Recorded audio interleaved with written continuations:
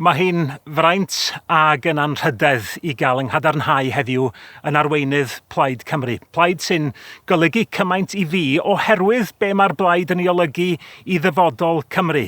Mae'n gyfrifoldeb aruthrol, ond dwi'n addo i chi y byddai'n arwain yn wilaidd, yn arwain efo egni ag angerdd, ond y bwysicach oll yn arwain efo chi. Ac mi fyddai'n falch iawn o fod yn arweinydd ar gyfer Cymru gyfan. Mi fyddwn ni yn wynebu'r heriau sydd ganddo ni fel plaid, fel mae raid i bob plaid i wneud, tra'n canolbwyntio drwy'r amser ar wynebu'r heriau hynny sydd ganddo ni gyd fel cenedl. Mae hwn yn gyfnod mor anodd. Teuluoedd yn ei chael un anodd dal 2 ben llinyn ynghyd yn gwasanaeth iechyd ni mewn argyfwng. A phleidiau San Steffan wedi gadael yn cymunedau ni lawr.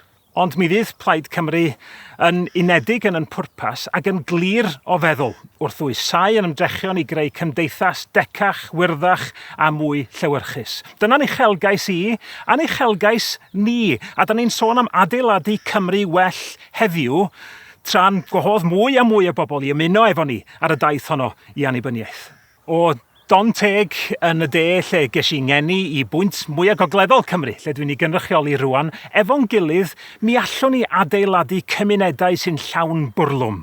Rhoi yr un siawns mewn bywyd i bawb a mynnu cydraddoldeb. Ail ddosbarthu cyfoeth a chyfleon ym mhob ffurf a chreu economi gryfach a thecach.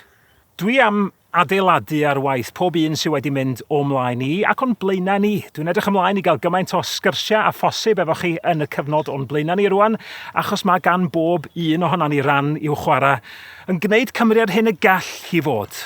Hyderus, teg, gwyrdd, ffyniannus. Ac mi wnawn ni hyn efo'n gilydd.